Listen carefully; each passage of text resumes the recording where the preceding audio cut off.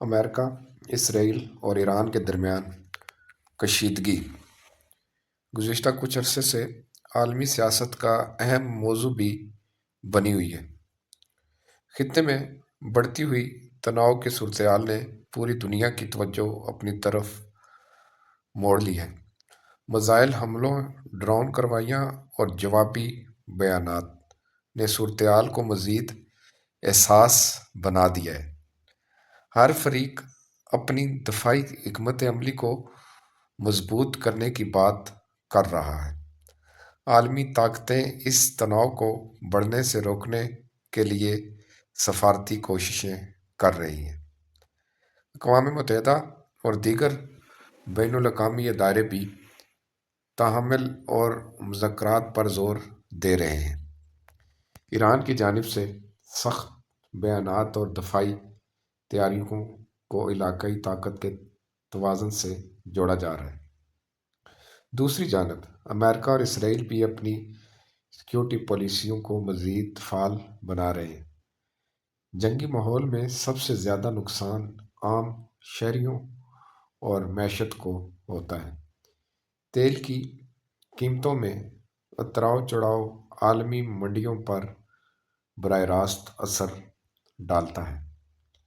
سرمایہ کار اور تجارتی منڈیاں بھی اس غیر یقینی صورتحال سے متاثر ہوتی ہیں۔ ہر بڑی طاقت اپنی قومی سلامتی کو ترجیح دے رہی ہے۔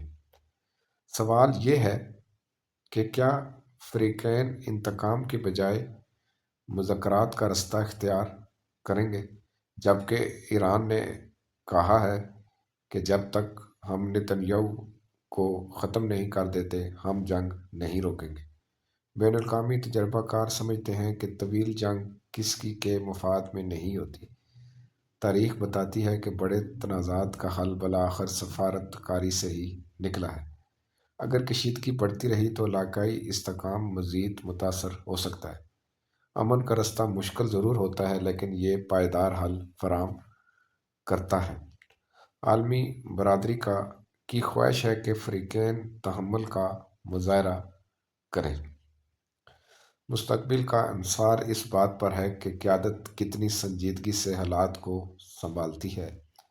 کیا جنگ بند ہوگی یا کشیدگی برقرار رہے گی؟ کمنٹ سیکشن میں اپنی رائے کا اظہار ضرور کریں۔ یہ آنے والے دنوں میں واضح ہوگا۔ فی الحال صورتحال حساس ہے اور ہر بیان اہمیت کا حامل لگتا ہے۔ امن، مذاکرات اور باہمی احترام ہی دیرپا حل کی بنیاد بن سکتے ہیں۔ پاکستان نے بھی اپنا موقف یہی رکھا کہ مسئلے کو بات چیت سے حل کیا جائے، جبکہ ایران نے واضح اپنا پیغام دیا ہے کہ جب تک وہ اپنے سپریم لیڈر کا بدلہ نہیں لیتے وہ جنگ سے پیچھے نہیں ہٹیں گے۔ ایران نے میزائلوں اور ڈرون کی بارش کر دی ہے امریکہ پر۔ اس بات میں تو کوئی شک نہیں کہ امریکہ جیسی سپر طاقت کو بھی گھٹنوں کے بل لے آیا ہے۔ یعنی کہ امریکہ کو یہ جتنا آسان لگتا تھا کہ وہ امریکہ ڈونلڈ ٹرمپ یہ سمجھتا تھا کہ میں نے وینیزویلا کے جو ہے اس کے صدر کو اغوا کر لیا راتوں رات، میں بہت سپر پاور ہوں، میں بڑا طاقتور ہوں، تو میں بڑی آسانی سے جو ہے نا ایران کو بھی جو ہے مجبور کر دوں گا۔ اور پہلے تو وہ رجیم چینج کی بات کرتے رہے کہ بھائی ہم اپنی من پسند حکومت ایران میں لائیں گے، اور نتن یاہو وہ تو نشانہ ایران ہے، بہانہ ایران ہے، نشانہ پاکستان ہے۔ لیکن بہت سارے جو آپ دیکھیں کہ پاکستان نے ہمیشہ ایران کا بھی ساتھ دیا ہے اور ابھی بھی دے رہا ہوگا، لیکن ایران نے جو جرأت اور بہادری کا مظاہرہ کیا، اب ایران کا رائٹ ہے کہ جنگ وہ بند کرے گا، کیونکہ پہل امریکہ اور اسرائیل کی طرف سے ہوئی۔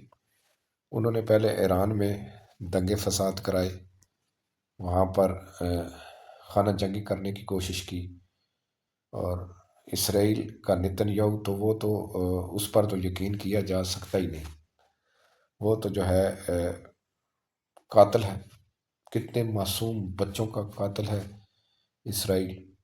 اور اسرائیل، امریکہ اور انڈیا یہ مسلمانوں کے خیر خواہ نہیں ہو سکتے، یہ 100% بات۔ لیکن ایران نے دل خوش کر دیا کہ ان ظالموں کو ناکو چنے چھپائے۔ لیکن یہاں پر آپ دیکھیں، ابھی کچھ خبریں یہ بھی سننے کو ملی کہ بھائی انڈیا کا جہاز وہاں سے گزر رہا تھا، اسے تباہ کر دیا۔ اب کوئی خبریں یہ بھی آ رہی ہیں کہ انڈیا کو اجازت مل گئی ہے کہ وہ اپنا جہاز یہاں سے گزارے۔ بہرحال ان خبروں میں کتنی صداقت ہے، کمنٹ سیکشن میں اپنی رائے کا اظہار ضرور کریں۔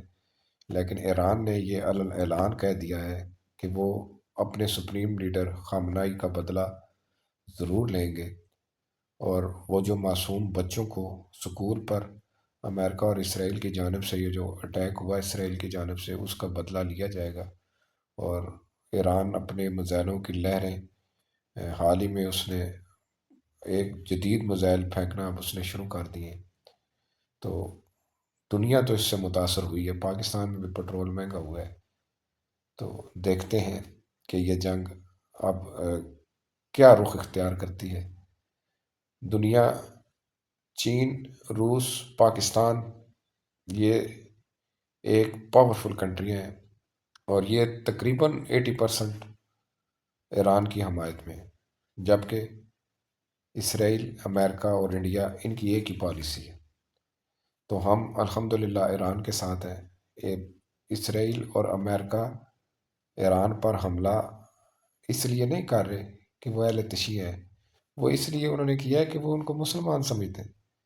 تو ہم ایران کے ساتھ ہیں، اور ہم سلام پیش کرتے ہیں کہ ایران نے ان کو بہت مزائل اور صحیح فائٹ کی، صحیح مقابلہ کیا، اور ان کو گھٹنے ٹیکنے پر مجبور کیا۔ تو اب رجیم چینج تو ٹرمپ بھول ہی گیا، اب اس کو کیونکہ خان مائی صاحب کا بیٹا آ گیا، تو رجیم چینج تو ایران میں نہیں ہو سکتی۔ اور سب سے بڑی بات یہ کہ ایران کے اندر پیٹرول مہنگا نہیں ہے، ایران میں معمول کے مطابق زندگی گزر رہی ہے، یہ خبریں بھی آ رہی ہیں مختلف، آپ سوشل میڈیا پہ دیکھیں تو یہ بہت بڑی بات ہے۔ تو ہم ایران کے ساتھ ہیں۔ کمنٹ سیکشن میں آپ اپنی رائے کا اظہار کریں کہ مجھے تو یہ لگتا ہے کہ امریکہ اور اسرائیل کو بہت زیادہ نقصان ہوا ہے، کیونکہ ایران کے پاس جو ڈرون اور وہ جو میزائل کا استعمال کر رہا ہے وہ قیمت میں کم ہے، تو جو آگے سے ان میزائلوں کو اور ڈرون کو روکنے میں جو ڈیفنس سسٹم ہے امریکہ کا اور اسرائیل کا، وہ مہنگا ہے۔ تو کمنٹ سیکشن میں اپنی رائے کا اظہار ضرور کریں، اور الحمدللہ پاکستان ہمیشہ زندہ باد، افواج پاکستان پائندہ باد، تو سلامت وطن تا قیامت وطن۔